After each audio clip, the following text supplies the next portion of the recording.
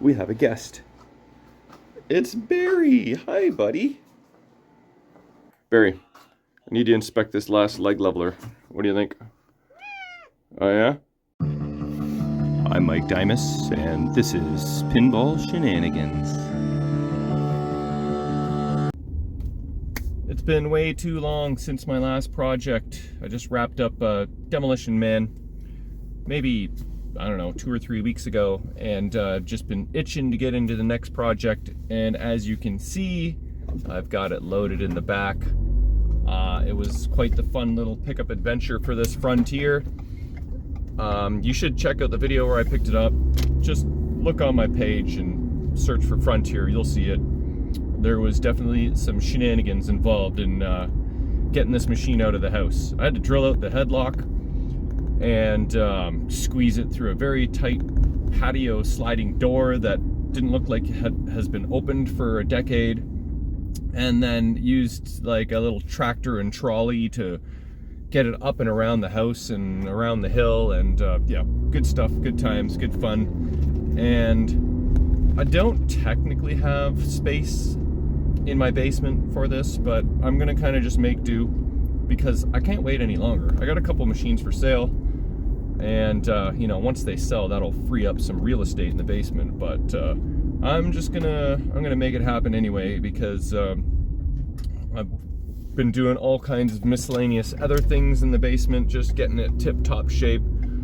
Some of those projects that you just kind of put off because they're crappy, and you know, they just add up, a little thing here and a little thing there, and the collection is in pretty 99% functional condition. There's a couple little minor things, so kind of did the hard, not as fun stuff to now reward myself with a new project. So Frontier is the next project, and I'm excited about it. So let's get this into the basement. All right, I got the head in the basement. I've got the legs, the hardware, the original manual, which is pretty sweet. I'll have to have a closer look at that. And I'm going to attempt to bring down the body on my Escalera. It's like a motorized hand cart. I've had it for a while and I rarely use it because I don't really trust myself with it, especially with like full machines. But just the body of Frontier, I think I'm gonna be able to handle on my own, but we'll see how this goes. I will stick y'all on the tripod here. Hopefully there are no shenanigans involved, because this is kind of dangerous and I've never done it on my own. Once I get more comfortable with it and get more practice on it, then I'm sure I can just whip around with it, but I'm a little scared right now. So, wish me luck.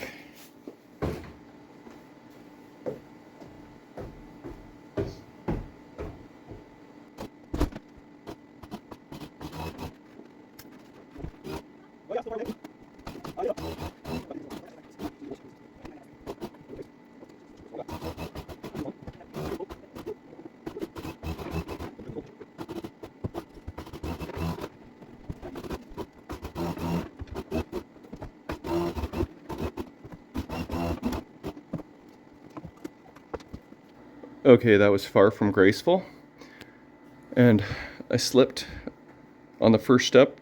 The rollers didn't quite catch on the tread there, and it kind of slipped down, and it scared me a bit.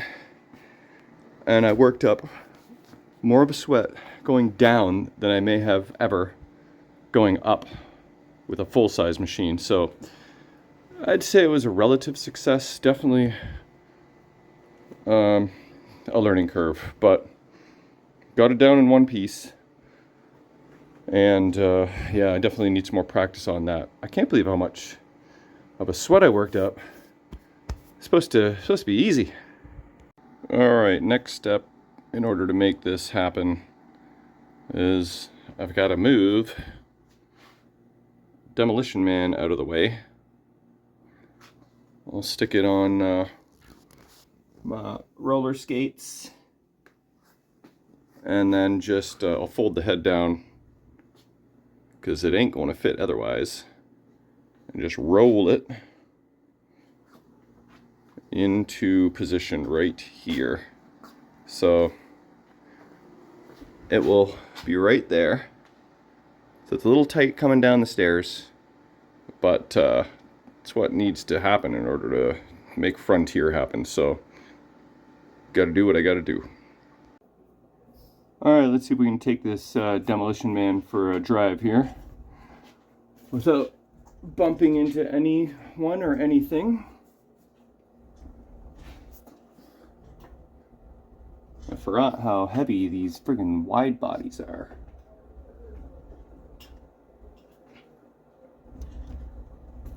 And it's a very tricky operation. Man, oh man. I definitely utilize the space that I have as best as I can. But definitely not convenient at times.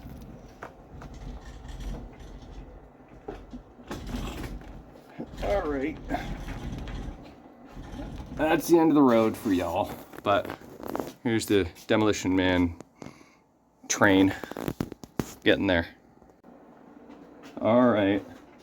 Might as well come for the rest of the ride.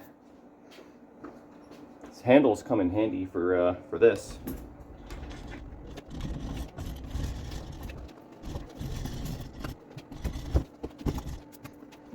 And of course, Jay the neighbor just showed up like 5 minutes ago. I hear him upstairs chatting away. He just missed all the fun stuff. But I did really want to try the Escalera, so it's all good.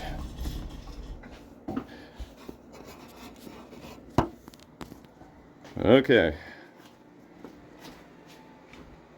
Just gotta lift up the back box and then I can move these guys into the back room. Okay, Murphy's Law coming into effect here in full force. I just ended up closing a deal for Playboy, and I gotta pack it up tonight and deliver it tomorrow. And I've got Frontier in the way and Demolition Man in the way. So I have to pause on Frontier for now. And I've got a very limited time before Jay the neighbor is available to help me get this out of here. So this is gonna have to wait for a minute. I've done a lot of shuffles. This is definitely one for the books. Getting there though. All right, Jay the neighbor came to the rescue yet again. Check this out. We got Demolition Man in place of Playboy. And we have nothing in front of the stairs.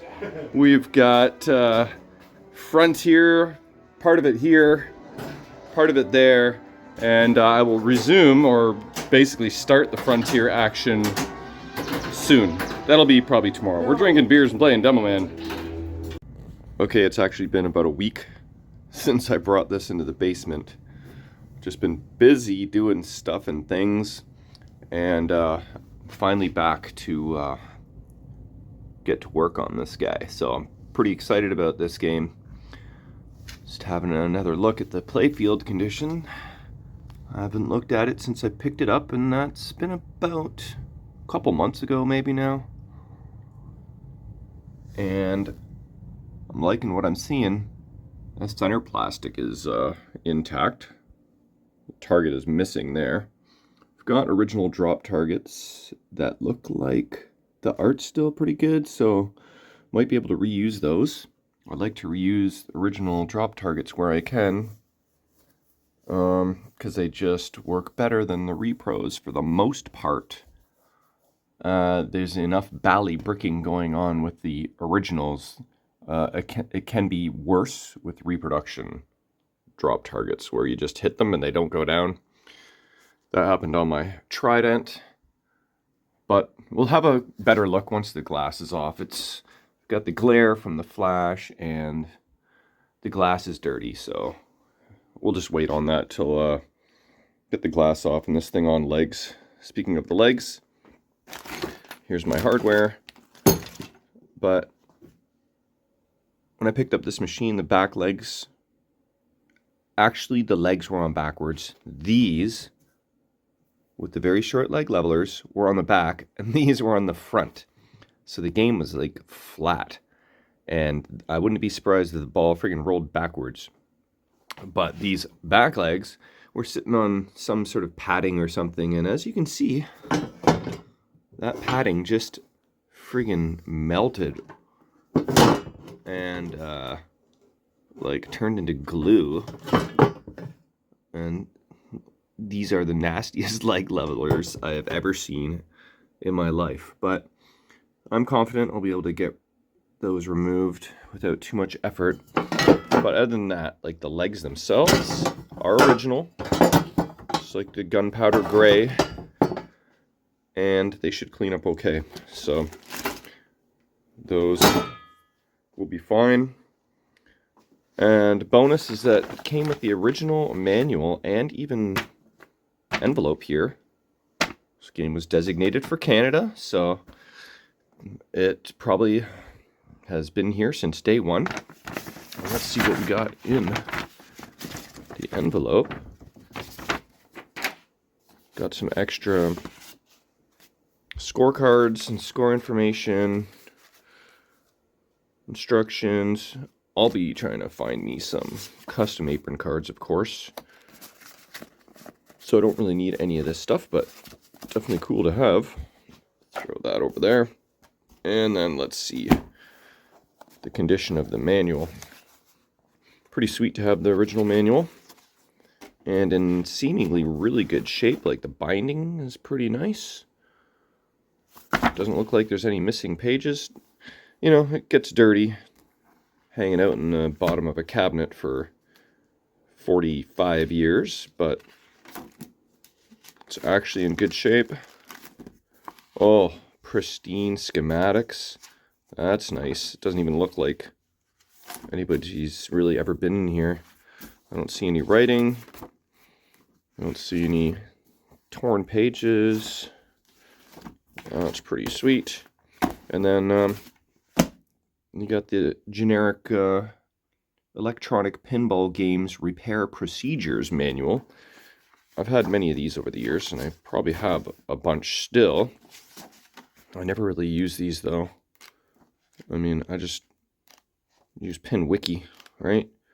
I'm sure there's good information here, though, but pretty much everything's been amalgamated into PinWiki, so that is the Pinball Repair Bible. But that's pretty friggin' sweet. And let's have a quick peek before I get to work at some of the specs on Frontier. Got the Internet Pinball Database pulled up here. Project date, no, date of manufacture is November 1980. And they made 1,850 units. So fairly low number. Theme was the American West, designed by George Christian, art by Greg Freris, no surprise there, Margaret Hudson, Kevin O'Connor. Oh, the trifecta of art awesomeness. Let's see. Greg Freris told us Frontier was loosely based on the lifestyle and appearance of the husband of a Bally executive. Most people just thought we were riffing on the Grizzly Adams TV series. Yeah, that's what I thought they were going to say, that it was loosely based on Grizzly, but it's actually of the husband of a Bally executive. So there you go. Fun little Easter egg for you there. All right, I'm going to go see if I can get these leg levelers off. Okay, I'm just messing around with this internet wire here. Oh my god. And I was slightly startled because we have a guest. It's Barry. Hi, buddy. That's the neighbor's cat. You're coming to be my new helper? You're done already? What? Get back to work. Come on. All right. Well, we'll see you on the next shift then, buddy. Just heard some rumbling under the stairs. Guess who's back? What are you doing, buddy? I was investigating my coin boxes. Hey? Don't be shy. You're a good little dude. You try and chase away all of our squirrels. You do a pretty good job. All right. What you gonna do? Oh, I was just about to mention I'm removing the leg levelers and the really like nasty mucky ones, running under hot water to try and just loosen everything up and get at it. And they smell like cat pee. Let's see. Barry agrees. Let me try and smell it. Ugh. Yeah, not good. Barry, what do you think about this? Have a whiff of that. Don't lick it. Yeah, he seems interested. Oh, his jaws dropped there. Did you see that? Yeah, he thinks it's nasty as well. Anyway, that's gross. One more to go. All right, last leg leveler. Oh, if you hear some talking in the background, it's Chicago Pinball Expo is happening right now, and I'm live watching the live stream on Fox City Pinball for some of the main qualifying that's going on right now. Got that in the background. Barry, I need to inspect this last leg leveler. What do you think? Oh yeah? Okay. Smell nasty to you, you think? Yeah? I think it's making him a little dizzy. Alright. Time to wash up these legs. Alright, there it is. 40th Chicago Pinball Expo is happening. It just kind of, I think, opened up today, Thursday, to the public. Also, just so you know, Burger King, for whatever reason, is giving out Addams Family crowns. So, snag one of those. So this is going to be my list for Frontier. F-R-O-N-T. Is it I-E-R or E-I-R? That doesn't look right. E-I-R? No, that looks even worse. I-E-R. Pinball machine. That's what we're gonna call it. Okay, so things that I need to do and expenses. I'm going to track all my expenses, and I shared with you my expenses on the last project, which was Demolition Man. If you haven't seen that, go check it out because it's awesome. This time I will probably do the same just for fun. Let's see how much it costs in my LEP low-end pinball ways, my economical, and yeah, I try and do things on the cheap where I can. Not always, but you know, I'm money conscientious, let's call it that. So we'll see what it costs me to get this to 100%, and then stuff that I might need to order. So that's going to be the list. All right, legs are done, cleaned up pretty well. They're actually looking pretty good. The bottoms, as usual, get a little crusty, but I've got the new leg levelers on. And I picked what I deemed to be the two nicest legs for the front, for the curb appeal. So those guys are done. And you know what? I really stirred up that cat pee smell by kind of soaking these in the water and helping to get them off. Because it smells like cat pee down here. And it is not pleasant. And hopefully that goes away soon. So I'm going to clean up my table now and throw the body on these legs. Alright, Frontier's on legs. Here's the old leg bolts. I'll save these. I don't know that I'll ever use them. Maybe I'll give them away. Every once in a while someone's like, Mike, do you got some old leg bolts I can have? So, you know, they may come in handy for something. But I put on new leg bolts. Oh, I gotta add that to my list. Leg bolts. There we go. And we're on legs. The shiny new leg bolts and leg levelers. Let's see if you can see from this angle. I might have to turn off the glass, I mean the flash, so you can see the glass.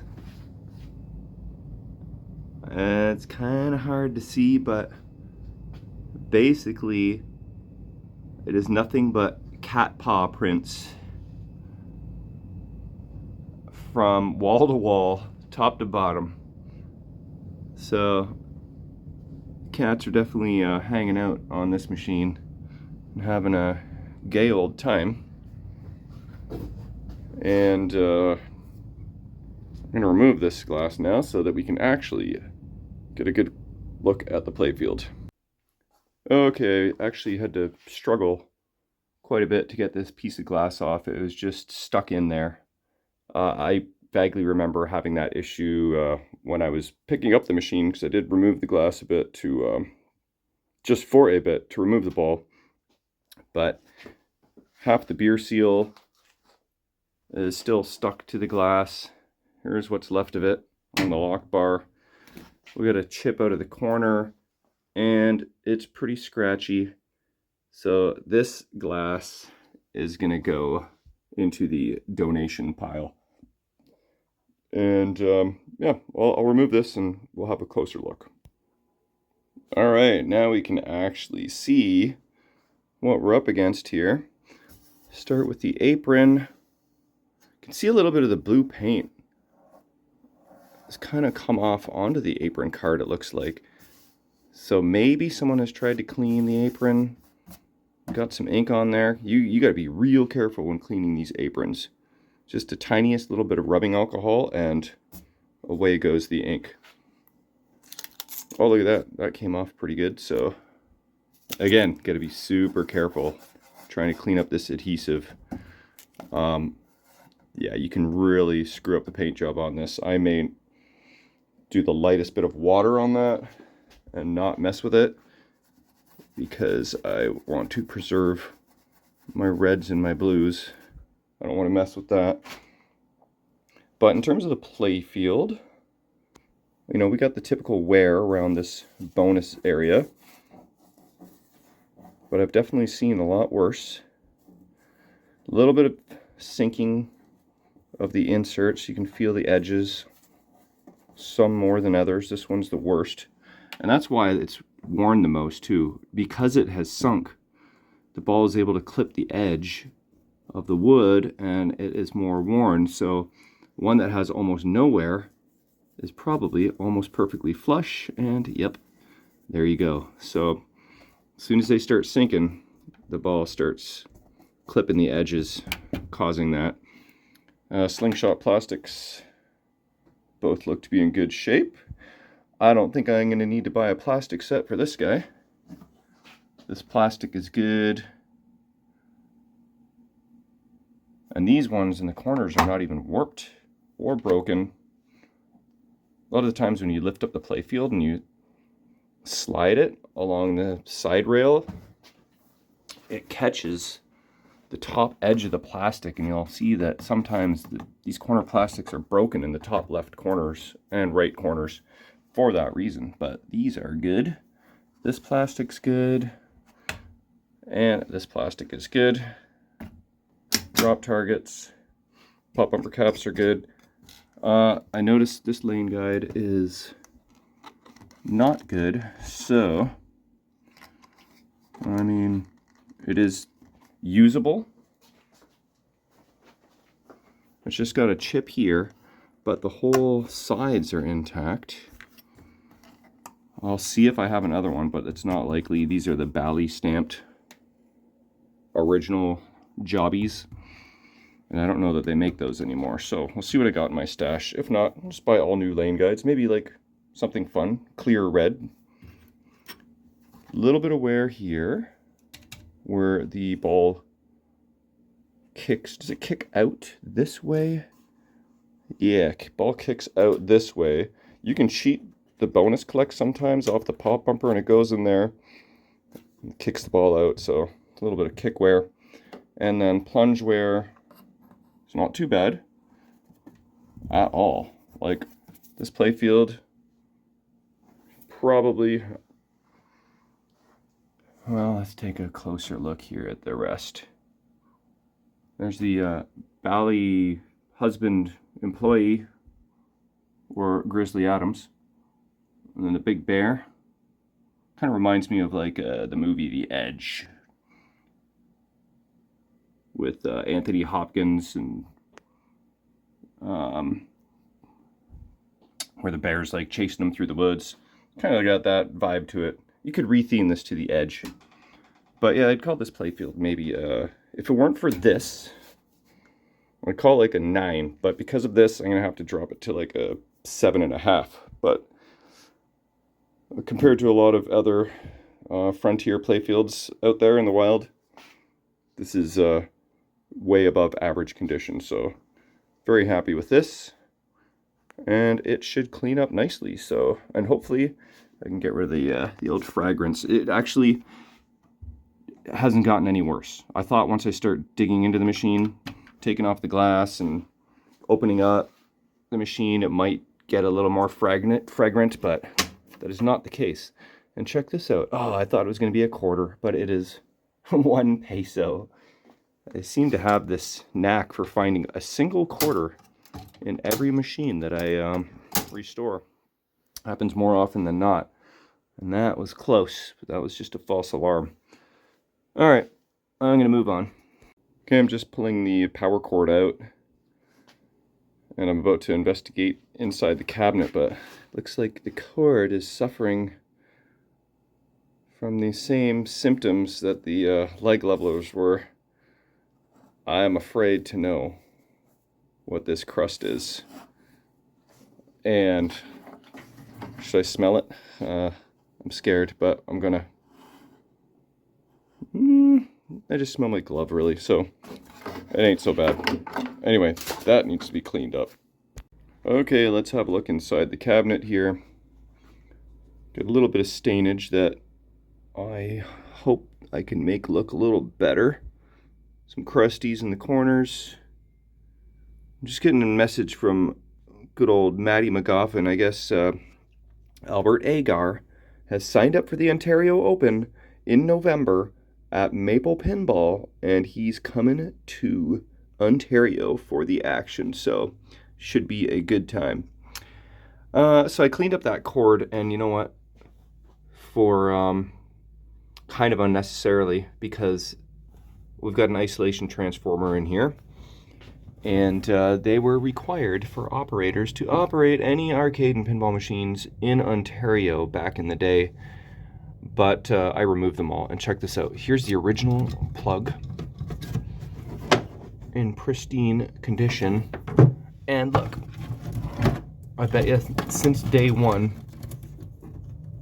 this cord has been plugged into the isolation transformer, because it most likely wasn't purchased for home use. So that's the good thing about removing the transformers. Sometimes if the transformer plug is missing the ground pin, which it's not, it's actually got a replacement one, which is nice, then by removing the isolation transformer,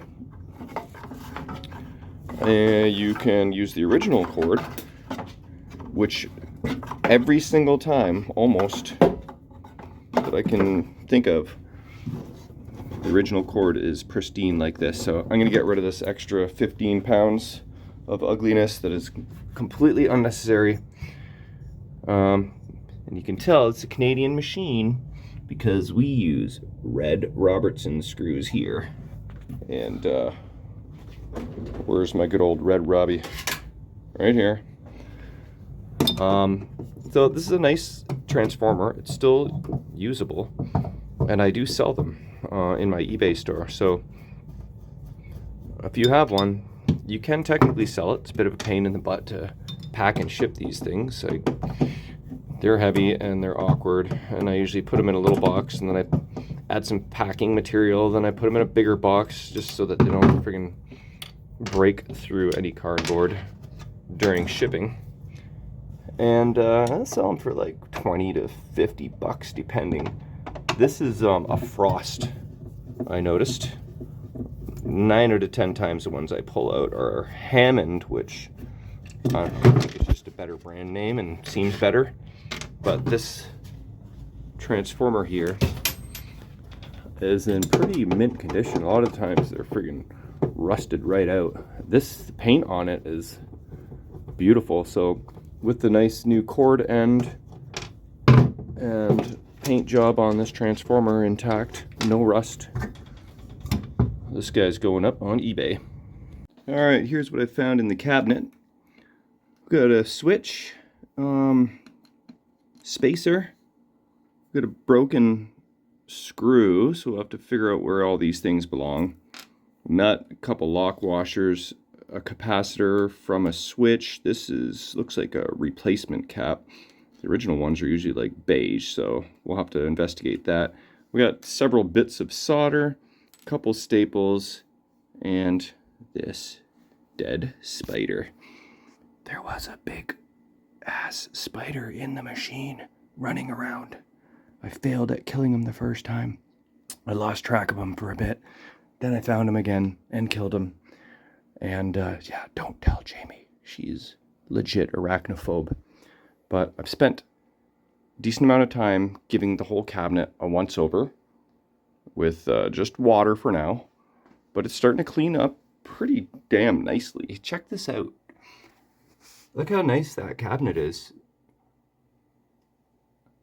It is pristine, really. Underneath the transformer, cleaned up nicely. There's this block of wood. I've seen one of these in my hot dogging. And I think it's something to do with shipping. Sorry, I just got distracted there. I heard Jay the neighbor. Him and Jamie are up there doing their football picks. Anyways, I think this is something to do with when the machine was originally shipped. This is somehow some sort of, I don't know what it is, but my hot dogging had one, and my hot dogging was friggin' mint original condition. So if you know what this is, let me know. It has something to do, I think, with the shipping process, securing something to so something doesn't rattle or something. That's my guess. Anyway, the front of the cabinet, I couldn't quite get rid of the stain. I did try and sand it a bit. I might go at it a little bit more later, but it is wet, so sanding it wet doesn't really work very well. But yeah, it was pretty gunky, and things have cleaned up very nicely. So what is the next step? What is the next step? Oh, my varistor is intact, so it hasn't gone through any lightning surges, so that's good. There was some gunk dripping along the side here. You can still see remnants. I've wiped it a couple times. And also some drippage going down into this corner. Oh, I'm going to sneeze. I'm allergic to this machine. And you can see one rusty screw and some evidence of drippage down there. So I don't know what is in that corner. It had to scrape it up. I don't know if it was cat pee, kitty litter, what the hell is in that corner, but there was some drippage. But it's much better now. So anyway, bottom of the playfield looks to be in pretty darn nice original condition. You don't have the white fuzzy crust on the mechs. Like, they're actually really shiny. I think this machine possibly never was stored in a non-temperature controlled environment. So these sockets in theory should all be good, especially that would be nice. I'll have to clean them up. They are black, the backside of the inserts there. These linear flipper mechs, this might be the machine that I try and replace them. Called linear, I guess, because I don't know why. I'm not going to guess, but there is a left side, there's a right side, and they're just crappy and they get hung up. So there's a way to change these to the older mechs, which are better, and I don't think it takes too much. And I think this is the machine where I'm going to experiment and do that most likely, because I put brand new linear mechs on my hot dogging, and in short order they were sticking. So it's just the nature of the design. The nylon circle here just gets worn, and then the plunger gets stuck on it, and it's just no bueno. So look how shiny these metals are. Other than a few spots here and there that are not great, this thing is pretty mint. We're missing a screw here. We've got a weird screw there. That's another, looks like a green Robertson. Oh wait, so does this too. So what the heck are you guys doing with that? Hopefully you didn't screw into the Playfield, but very minor stuff here. Oh, that ain't working too hot. Oh, it's because the whole bracket is loose. I think that's an alignment issue. So I'll be rebuilding those. But yeah, this is a great candidate. I'm looking forward to this. This shouldn't be too problematic. Famous last words. And yeah, okay. Maybe it's time to install the head. Okay, just laid the head on the cabinet here, and there's some more of this hot glue. That is not the first hot glue I have found on this machine, but I like this era of Bally. It's got the hinges. Check this out. It's got instructions on how to remove the back box still on there, so that's kind of cool. So you just slide the head up the Playfield and over. Can even do it one-handed practically. And not all the way over. One moment. So you might need two hands. But now that it's all hinged up, power cord out with one hand. I should be able to just, oh, that's heavy. Okay, that's like a big curl. That's like a curl of like 60 pounds. Okay, maybe not that much. I embellish. There we go, just like that. Head is installed. All right, I just stuck in one head bolt for now. That should keep the machine stable. And let's have a closer look at these boards. I did have a look when I picked it up, and now I am reminded that the CPU is pretty rough. There's the original battery from 1980, and you know, it needed to be changed maybe a year or two later, not stay in the machine for 45 years. So it's probably going to need to be replaced. A lot of the corrosion, it's starting to hit some components,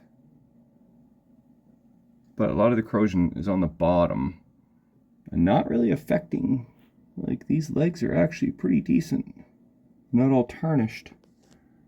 And the game did boot up, so this is a decent candidate for alkaline remediation, but that's not my kind of thing, so we'll see what I'm going to end up doing with that. Likely just popping in a new CPU and maybe selling this to someone who is better at doing this kind of thing. And look at this. It starts here and it literally just grows and travels. And look how far it's gone up. All the way to here. And I've seen it go all the way to the top too, so it's pretty bad. And I'm thinking maybe this blob, what is that? That might be some drippage from the battery. Here, to have a look at this. Drippage from battery. So, ew, that's actually sticky. That's probably not something I want on my fingers. So this acid damage can also wreak havoc on your lamp driver. A little bit more evidence there. But the lamp driver should be fine. The soundboard should be fine. solenoid driver. I'll replace that cap, do the few recommended upgrades, ground mods. Doesn't look like any transistors have been replaced, surprisingly. But then we've got this. Someone replaced a bridge rectifier. There's 3 right there, BR1, BR2, and BR3. And looks like BR3 gave up the ghost and is now mounted to the cabinet head. Other than that, looks okay. When I picked up this machine, I was not getting displays. They were all really glitchy and weird. And I'm suspecting this. If not, then it's definitely this. So maybe for fun, we're going to connect this, just kind of see what state it is in, and then wrap up the video and then go to work on the next episode. So let me connect everything and I'll be right back. All right, I got everything connected. Despite the crusty MPU, plugged in the very pristine original, very long cord, so that's handy. And I've got my ground strap attached. So let's power this on and see what happens. And then kind of create a game plan from there. First things first is watching for any blowing fuses on the power supply. So here we go. 3, 2, 1. See if we get 7 flashes on this MPU, which means we are good. Check that out. We got sound. Here's the volume here, so we can turn that down a bit. Probably is going to need to be replaced. Those get crusty and old. Okay, check it out. We are in attract mode. We're missing some lighting in the back there. And 2 of the pop bumper lights. Lots of general illumination is out. That could be just bulbs. I'm going to suspect mostly bulbs at this point. I'll repin whatever connectors are needed. But it's a good start, even though that CPU is nasty. Maybe I will just scrape away and sand off all the nasty and neutralize it with the half water, half vinegar solution. Then you're supposed to put on some conformal coating, I think, to, you know, seal it. That's all stuff that I haven't really done too much of. Okay, here's the other thing that we got to check. The displays. Like I said last time, they were not working, probably due to improper voltage. And, well, that's interesting. The displays look like they could work okay if they were outputting the proper data. To me, it looks like a data thing, not a power thing. Or maybe it's both. I'm not sure what that is, but I feel like that shouldn't be a big deal to figure out. So, let me just reseat a couple connectors or something and see if I can solve this quickly. Okay, so I just reseated every connector that wasn't already disconnected during the moving process. Let's see if that did anything. I'm 50-50 on whether it worked or not. Also, speaking of odds, oh, it almost looks like it wants to work. Hey, it's kind of working better. But speaking of odds, Pez, if you're watching, we got to do the over-under again. How many episodes do y'all think this restoration is going to take? We got to come up with a over-under. Let's see, 10? 10 episodes? I mean, these machines are a little more simple, but you never know. I kind of can drag things out from time to time, so Over and under. Is it going to be 10 episodes or less or more? You guys place your bets and see what happens. Okay, you know what? Let's throw in a ball. Can't tell if I've got any credits or not. Hit the start button. We got action. Okay, we're playing Frontier, boys and girls. Pretty cool. All right. See what's working and what's not. No flippers. Oh, I think I kind of remember that when I picked this machine up. Bob bumpers work. Sling. Oh, that's that really sticky sling. Okay. Both drop target banks reset. Oh. I need to turn that sound back up. That is not doing anything. There we go.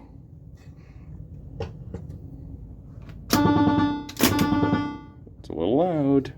Turn that down just a bit more, if the volume pod is even working properly. Yeah, now see, it's crusty. That's actually not bad. So, no, that doesn't reset right away. That resets when you drain. Let's drain, and that should reset now. Oh no, out hole isn't working either. Okay, so got some work to do. Yeah, that could be CPU, it could be power supply, could be solenoid driver. Not really sure, but that is half the fun trying to figure all this out. But I'd say that's a pretty good start for today. Just took me a friggin' week to do this episode. Hopefully I can make some decent progress on this in the near future, because I'm excited to get this guy going. And you know, once Mars God of War leaves, then that's going to be Frontier's home. So stick around for another series and hope you enjoy. So we'll talk to you guys on the next one.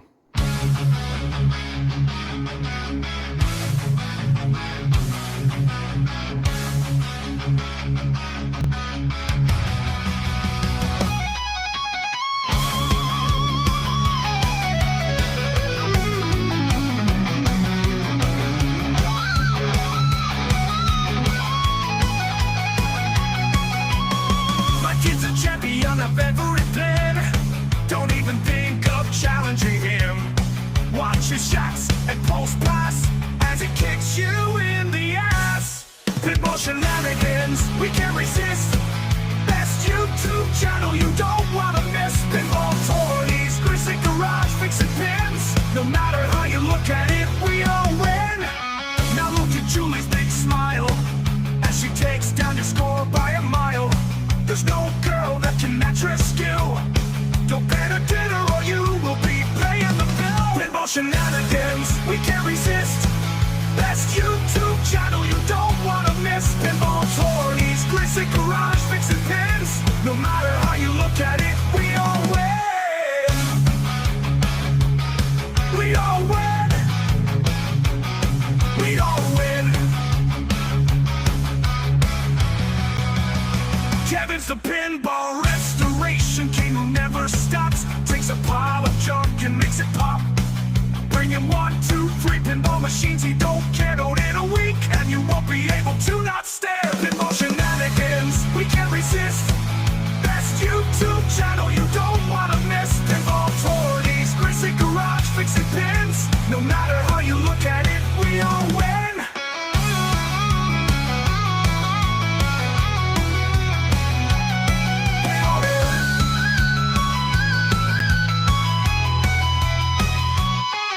Comes Oshani boy scoring high on each pin. This guy only knows how to win. A while back he sold Mike in Stranger Things. These two are living like kings. Pinball Shenanigans, we can't resist. Best YouTube channel you don't wanna miss. Pinball toys, Grisly Garage, fixing pins. No matter how you look at it, we all win.